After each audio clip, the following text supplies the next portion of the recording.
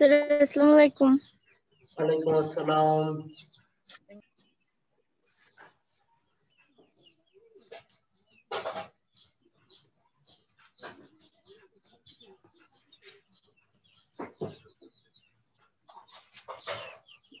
আচ্ছা,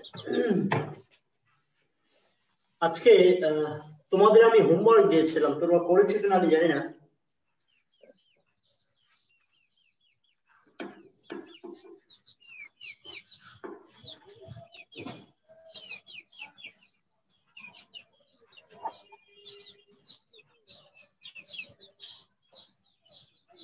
go to স্টেটমেন্টে যাওয়ার আগে আমরা দুইটা জিনিস নিয়ে কথা বলছি। একটা হচ্ছে কন্টিনিউ আর একটা হচ্ছে ব্রেক। এই দুইটা বিষয় নিয়ে একটু কথা বলতে চাই। কন্টিনিউ এবং ব্রেক শর্তযুক্ত বা শর্তবিহীন দুই ধরনের ক্ষেত্রেই আমরা যখন কোনো কাজ করি তখন কোনো একটা শর্তে আমরা যখন একটা শর্ত থেকে আরেকটা শর্তে জাম্প করি বা কোনো একটা বিষয়কে আমরা যখন বাদ দিতে চাই তখন আমরা এই অতিরিক্ত দুইটা স্টেটমেন্ট ব্যবহার করে থাকি। যেমন কেউ যদি বলে যে, প্রশ্ন হচ্ছে কেউ যদি বলে 1 থেকে 10 পর্যন্ত ছাপাও যেখানে 5 থাকবে না। এরকম যদি বলে, অর্থাৎ আমরা কোন একটা লোড সিস্টেমে আছে, আমরা একটা কাজ করতে যাচ্ছি কিন্তু এর মধ্যে কোন একটা শর্ত দিয়ে দিয়েছে যে আমরা কোন একটা বিষয়কে বাদ দিব। কোন একটা বিষয়কে যখন আমরা বাদ দেই, যেমন ধরো যে সহজ ভাষায় যদি আমরা বলি, ধরো গৌরনদী থেকে বরিশাল যাচ্ছে একটা বাস, এই বাসটা বিভিন্ন কাউন্টারে থামে। অর্থাৎ যখনই কোনো কাউন্টার আসে তখনই সে এখানে এসে থামে এবং যাত্রীকে সে ওঠায়। হ্যাঁ, তাহলে সহজ ভাষায় যদি বলি, তাহলে গৌরনদী থেকে স্টার্ট করবে, গৌরনদী থেকে শুরু করে বরিশালের দিকে যাচ্ছে। প্রথমে আশুকাঠি যাবে, তারপর কোথায়? আশুকাঠির পরে স্যার কাশিমাবাদ। হ্যাঁ, কাশিমাবাদ, আশুকাঠি, তারপরে কাশিমাবাদ, তারপরে মাহিলারা। এখন কোন কারণে এই কন্ট্রাক্টর চিন্তা করলো সেই মাহিলারা স্যার আশুকাঠি। আশুকাঠি না, সহকারে শো। ও সহকারে, আশুকাঠি, ও আশুকাঠি, মাহিলারা। হ্যাঁ, কোন কারণে সে চিন্তা করলো সে মাহিলারাতে থামবে না, মাহিলারাতে তার একটা সমস্যা হয়েছে, সে পরে স্টেশনে চলে যাবে। মাহিলারা পরে কি জয়শ্রী না, সম্ভবত জয়শ্রী। হ্যাঁ স্যার, বাটাজোর। ও বাটাজোর। বাবা সোমাইয়া, তুমি এত কিছু জানো? হ্যাঁ, আমাদের বাসা মাহিলারাতেই। এর জন্য এত কিছু জানা আছে। দেখো তো এই বাস কন্ট্রাক্টরের সাথে কন্ট্রাক্টর পড়ায় সহজ ভাষায় সি প্রোগ্রাম। কত অধ্যায়? আরে তোমরা গল্প এটা করে নাও, পঞ্চম। আমি পরে বলছি। না স্যার, গল্প করতেছি না, জিজ্ঞেস করতেছি। না, দরকার আছে, ক্লাসে এগুলো দরকার আছে, শুধু শুধু বকবক, সারাক্ষণ বকবক করা উচিত না। হ্যাঁ, এত বকবক করলে ভালো লাগে। আমি আজকে প্রথম আসছি ক্লাসের জন্য। আমি তোমাদের একদিন বলেছিলাম ওর লাইফে চন্দ্রগ্রহণ লাগছিল, এই কারণে এত কদিন ক্লাস করতে পারে নাই। চন্দ্রগ্রহণ বলতে কি বোঝায়? চন্দ্রগ্রহণ স্যার ওর কাছে জিজ্ঞেস করেন, ও বলছে। স্যার তৌফিক জানে। চন্দ্রগ্রহণ কি? চন্দ্রগ্রহণের তো অনেক অর্থ।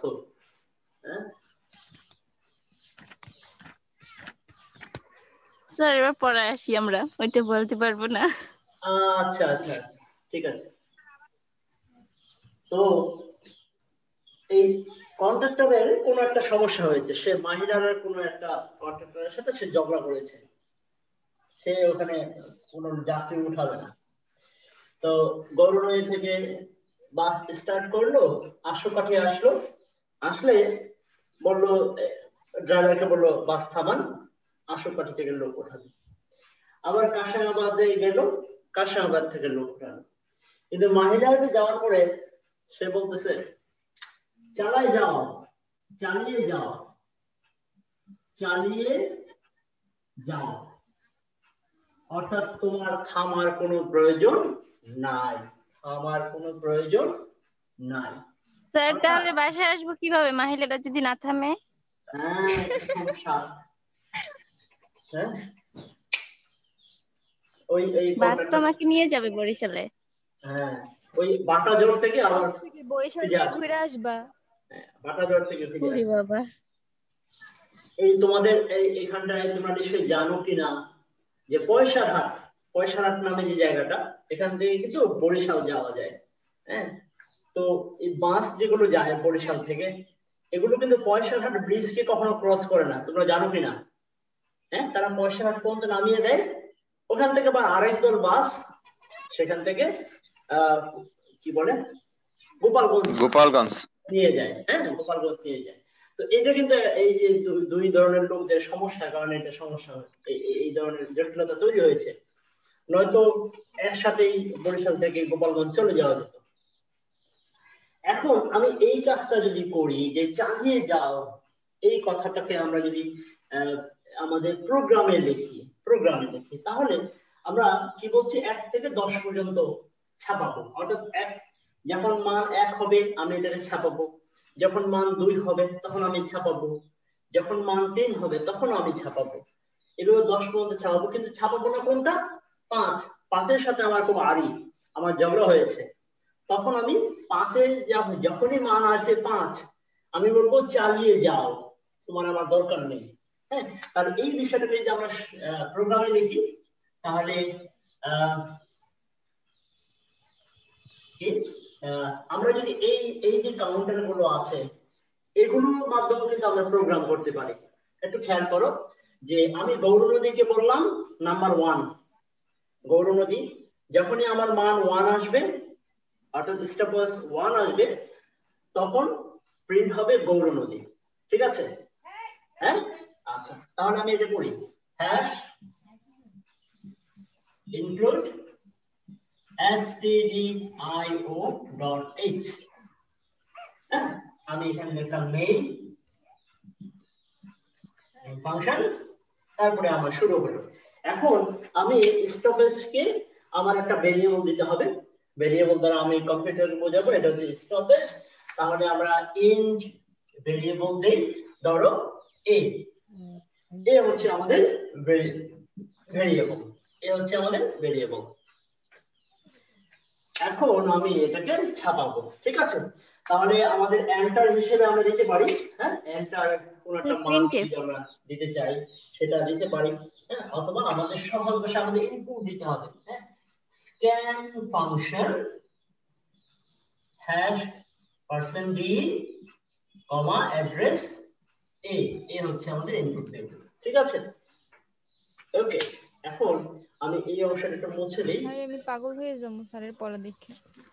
পাগল হবো কেন?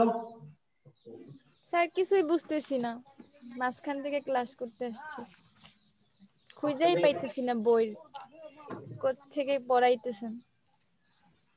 আমাদের ফর লুপ পড়াচ্ছিলাম, ফর লুপ, হ্যাঁ, ফর লুপ পড়াচ্ছিলাম। একটু খেয়াল করো তাহলে বুঝতে পারবো, প্রোগ্রাম খুব কঠিন বিষয় না। হ্যাঁ, প্রোগ্রামিং খুব কঠিন বিষয়।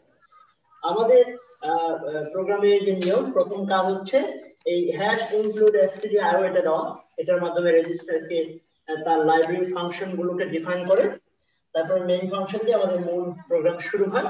আমরা যখন কম্পিউটারে কোনো একটা ভ্যালু ইনপুট দিব, সেই ভ্যালুটা ইনপুট দেওয়ার জন্য আমাদের একটা জায়গা লাগবে, হ্যাঁ, একটা ভেরিয়েবল লাগবে, চলক লাগবে। সেই চলক হিসেবে আমি এ কে ঘোষণা করে নিলাম, এ হচ্ছে আমাদের একটা চলক, এর মান কখনো 1 হবে, কখনো 2 হবে, কখনো 3 হবে। হ্যাঁ, এভাবে পরিবর্তন হবে।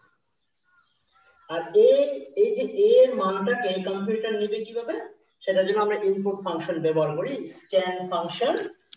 যেহেতু এটা ইন্টিজার ভ্যালু তাই পার্সেন্ট দিয়ে দিয়েছি, কমা অ্যাড্রেস এ দিয়েছি। এখন আমরা আসি, আমরা বললাম যে আমাদের এই কাজটা স্যার হ্যাঁ বলো স্যার ওটা কি আমরা এস, স্যার আপনি বলছেন স্ক্যান এফ, স্ক্যান এফ, হ্যাঁ S C A N F. আমি আরেকটু স্পষ্ট করে স্যার নিচ্ছি, একসাথে বললে সমস্যা, যেমন স্ক্যান এফ একই তো এস হইলো। C A N F. Sir ইনপুটের জন্য এটা লাগে। ইনপুটের জন্য এটা লাগে, ইনপুটের জন্য এটা লাগে। আচ্ছা, এখন আমাদের কাজগুলো হবে কি, আমাদের শর্তটা কি, সেটা হবে a যে প্রথম ভেরিয়েবল তার মান 1 থেকে শুরু হবে। আমি ধরে নিলাম প্রথম মান a এর মান হচ্ছে 1, এবং a এর মান a সবসময় এই 10 এর চেয়ে ছোট হবে বা তার সমান হবে। a এর মান অর্থাৎ 10 এর চেয়ে বেশি হবে না, 10 এর চেয়ে বেশি হবে না, অর্থাৎ a লেস দেন ইকুয়াল 10। হ্যাঁ, সে 10 এর চেয়ে ছোট হবে বা 10 এর সমান হবে।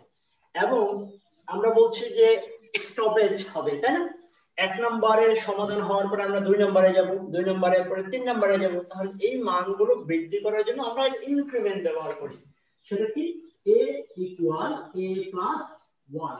হ্যাঁ, অর্থাৎ একটা a এর কাজ শেষ হয়ে গেলে পরবর্তী a হবে আগের a প্লাস 1। অর্থাৎ আমরা এক যে বিষয় ইনপুট দিলে যে প্রিন্ট হবে, প্রিন্ট হওয়ার পরে এখন পরবর্তী মানে যাব, সেটা কিভাবে যাব, পরবর্তী প্রথম মান হবে কি আগের একের সাথে এক যোগ হবে, এইভাবে করে আমরা মান বৃদ্ধি করব। ওকে, এখন আমরা আসি যে আমরা এটাকে কাজ করব। এই শর্তে কাজ হবে, এই শর্তে কাজ হবে সেটা কি, আমাদের একটা শুধু সমস্যা, আমরা 5 কে রাখতে চাই না। আমরা আগেই বলেছি যে 5 হবে না, 5 হবে না। তাহলে আমরা এই if a equal 5, যদি a 5 হয়, এর মান যদি 5 হয়, তাহলে আমরা এখানে লিখব কন্টিনিউ, নিউ। অর্থাৎ চালিয়ে যাও। এছাড়া আমরা বাকি মানগুলোকে প্রিন্ট করব। তাহলে বাকি মানগুলো কি হবে, প্রিন্ট ছাপাবো, সেটা কি প্রিন্ট ফাংশন। বাকি মানগুলো কিভাবে আমরা প্রিন্ট করব, এখানে আমরা এই ফ্রন্ট স্ল্যাশ এন দেই, অর্থাৎ একটার পর একটা প্রিন্ট হবে, একটার পর একটা মান আসবে। এইজন্য আমরা পার্সেন্ট ডি কমা এই তো আমাদের মূল ফাংশন, মূল প্রোগ্রাম। এই শর্তের উপর স্যার এন দ্বারা কি বুঝাইছে? এন দ্বারা বোঝাচ্ছে যখন একটা 1 প্রিন্ট হবে, 1 এর কাজ হয়ে যাবে, তখন পরবর্তী লাইন নিউ লাইন বোঝানোর জন্য আমরা এই ফ্রন্ট স্ল্যাশ এন দিয়ে থাকি, অর্থাৎ 1 তারপরে 2 তারপরে 3 তারপরে 4 এইভাবে করে। হ্যাঁ, আর যদি আমরা এই যদি অর্থাৎ মানগুলো এইভাবে প্রিন্ট হবে 1 2 3 4 এরকম ভাবে। আর যদি আমরা এটা না স্যার দেই, ফ্রন্ট স্ল্যাশ, আর ওই ফ্রন্ট স্ল্যাশের কাজ ফ্রন্ট স্ল্যাশ এন, এই এটা দ্বারা বোঝা যাচ্ছে নিউ লাইন। আর যদি এটা আমরা না দিই, তাহলে প্রিন্ট হবে 1 2 3 4 এরকম হবে। হ্যাঁ, এক স্যার, লাইন। আর ওই এফ ডাবল ও ওইটা দিয়ে কি বুঝাইছে? এফ ডাবল এটা কি সূত্র? এফ ডাবল কোথায়, এটা স্যার ওই ওইখানে জায়গায় না তো তো স্যার উপরে। ফর লেখছে এফ ও স্যার আর। ওই যে এটা ওইটা কি for, for? For F O R for. Sir আমি ভাবছি এফ ডাবল ও। না, এফ ডাবল না। হ্যাঁ, স্যার এটা কে আরেকটা কোশ্চেন। এই প্রশ্নগুলো কে করছে আমি একটু জানতে চাই। না স্যার, সুমাইয়া। স্যার সুমাইয়া কাছে আছে। এই রাসেল। হ্যাঁ?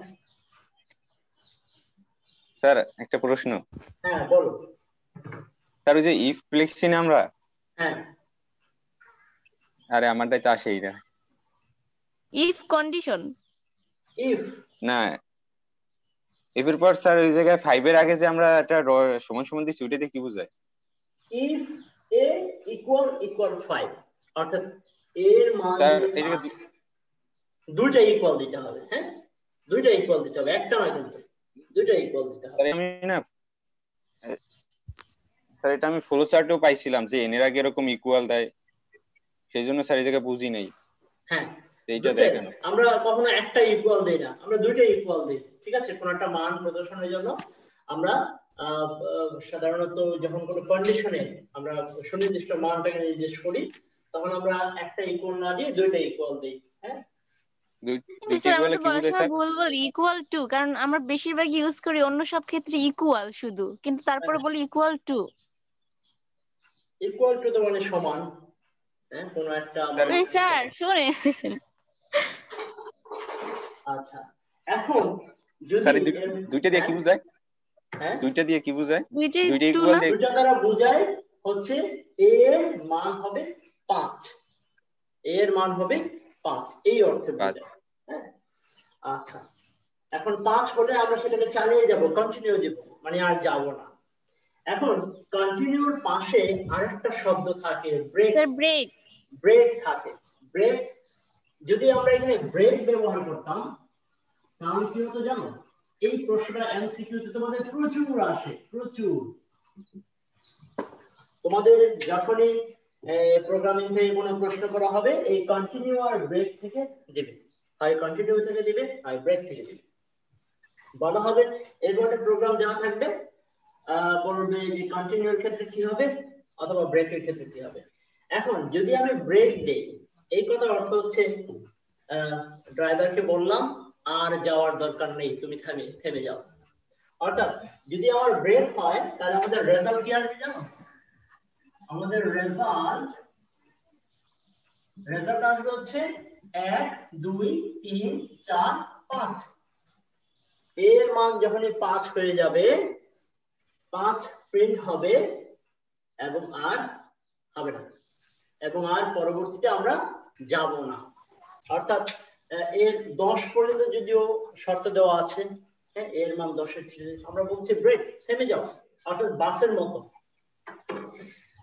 কন্ডাক্টর বলতেছে একেবারে ব্রেক করে দাও, আর যাব না। হ্যাঁ, তো ব্রেক থাকলে কি হবে? যেই শর্তে বা যেই মানের জন্য ব্রেক হবে সেই পর্যন্ত যাওয়ার পরে আর যাব না।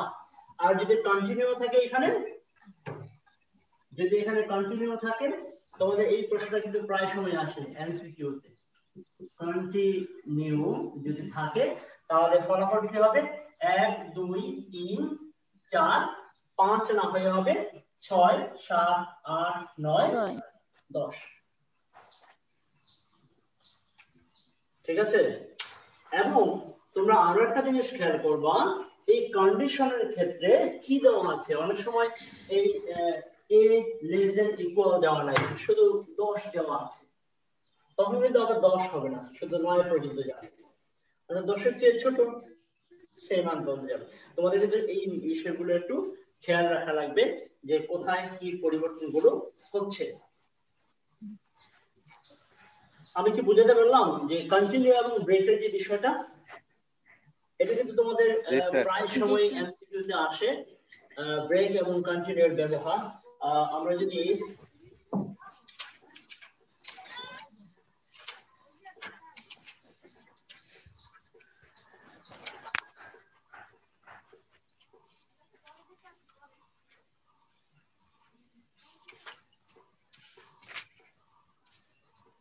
এরকম একটা উদাহরণ দেই তাহলে তোমাদের বুঝতে সুবিধা হবে।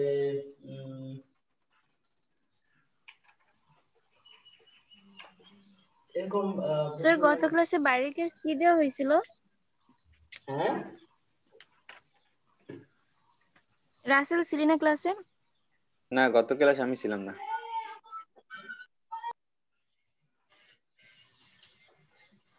আমরা একটা তোমাদের বইতে এরকম একটা উদাহরণ দেওয়া আছে। ধরে নাও ফর c ইকুয়াল টু, তারপরে দেওয়া আছে c লেস দেন ইকুয়াল 10, তারপর বলছে c equal c plus 2। Incremental শর্তটা দেওয়া আছে, বলছে print function ICT if c equal 6 then বলছে ব্রেক।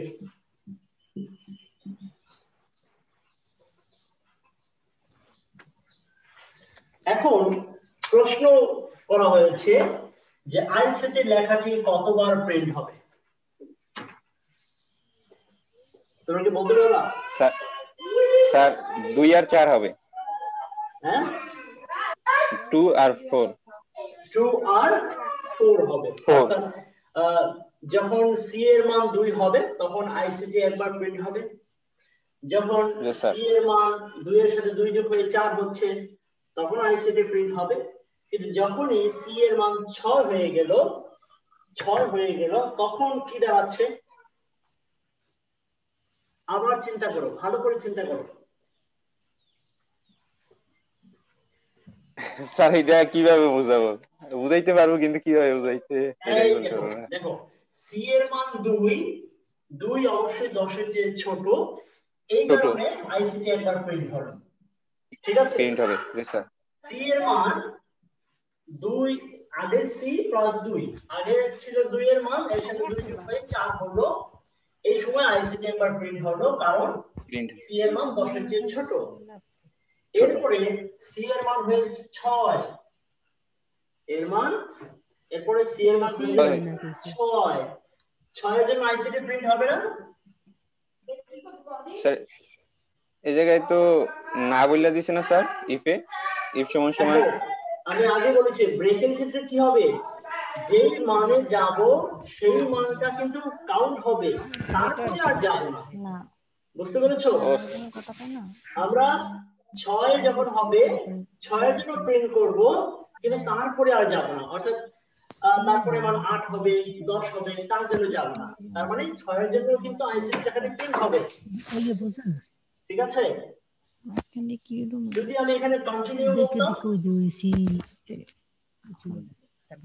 ও স্যার কন্টিনিউ বলে সেই সময় স্যার 6 হইতো না। রাইট এখন স্যার এখন স্যার তাহলে 3 বার প্রিন্ট হবে আইসিটি লেখাটি, 2 এর জন্য হবে, 4 এর জন্য হবে, 6 এর জন্য হবে, তারপরে আর যাবে। কিন্তু আমি যদি 8 এর ক্ষেত্রে হবে। এখন বলো কয়বার প্রিন্ট হবে? স্যার 3 বার হবে। কিভাবে? স্যার 2 এর ক্ষেত্রে হবে, আর 4 এর ক্ষেত্রে হবে, আর 6 এর ক্ষেত্রে স্যার এই জায়গায় হবে না, আর 8 এর ক্ষেত্রে হবে। আর 10 তো স্যার ওই জায়গায় 10 এর সমান দেয় নাই যে 10 হবে। Less than equal. Ji sir, তো 10 হবে না, 8 পর্যন্ত হবে।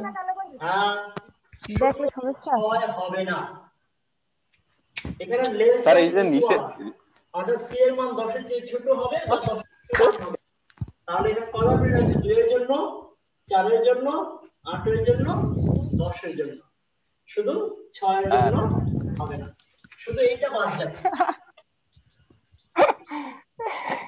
বুঝছো? অর্থাৎ 4 বার আইসিটি লেখাটি 4 বার প্রিন্ট হবে। স্যার এইটা আরো দেখা লাগবে। হ্যাঁ এই এগুলো আরো দেখা লাগবে। কি জানো এই বুশরা নাকি সুমাইয়া বলছে যে আইসিটি না স্যার আমি চুপচাপ বসে আছি। কে যেন বলতেছে প্রাইভেট পড়া লাগবে। বুশরা বলতেছে, এগুলো সব বুশরা কথা বলে। প্রাইভেট পড়া লাগবে কেন? ক্লাসগুলো স্যার কিছুই বুঝতে পারতেছি না কি ক্লাসগুলো নিয়মিত করো, এবং আমি তোমাদের আমার যে ইউটিউব চ্যানেল আছে, এছাড়া গণনীতি করা যে আইসিটি ডিপার্টমেন্ট যে ইয়াটা আছে, পেজটা আছে, সেখানে ভিজিট করো, সেখানে দেখবা আগের ক্লাসগুলো কিন্তু আছে। পাশাপাশি তোমাদের বইটা যদি তোমরা একটু স্টাডি করো তাহলে সম্ভব। স্যার আপনার ইউটিউব চ্যানেলের নাম বলেন, আমি আজকেই দিয়ে সাবস্ক্রাইব করব। খুবই সহজ, এমডি ইমরান। আমাকে সাবস্ক্রাইব করা আছে। হ্যাঁ এটা দিলে একবার চলে আসবে।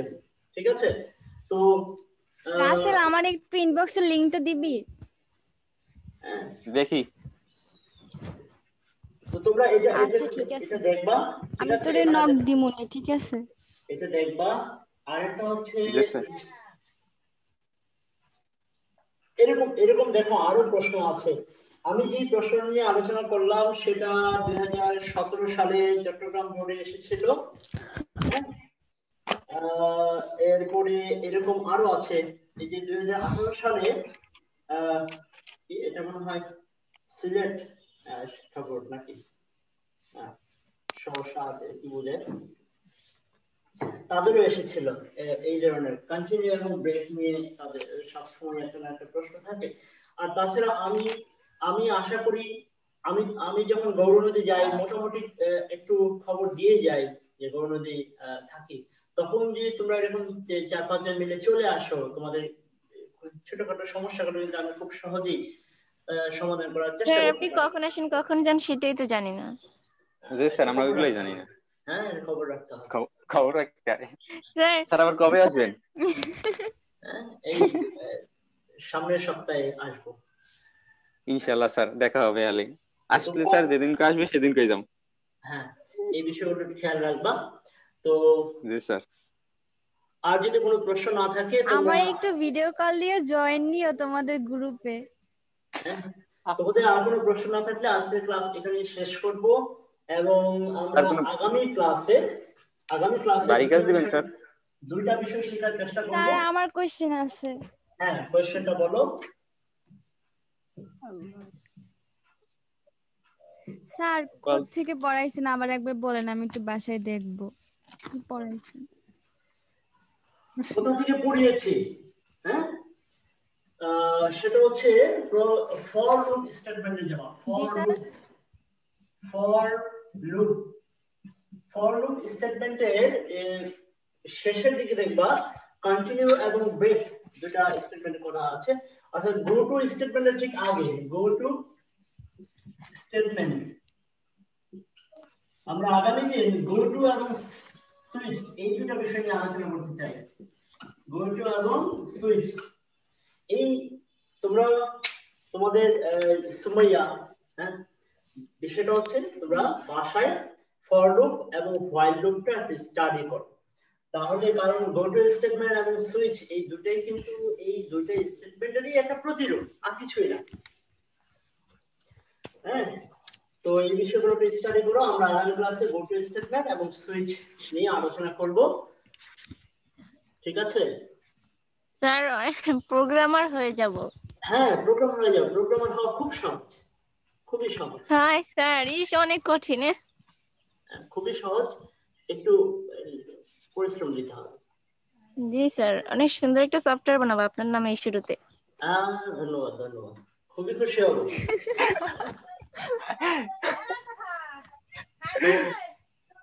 তোমাদের রোল গুলো একটু লিখে নেই, সেটা হচ্ছে 241, 432।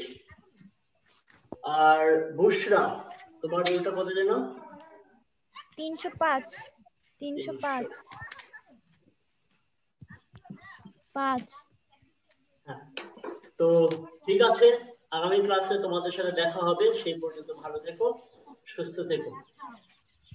জি স্যার। স্যার আসসালামু আলাইকুম। আপনি ভালো থাকবেন।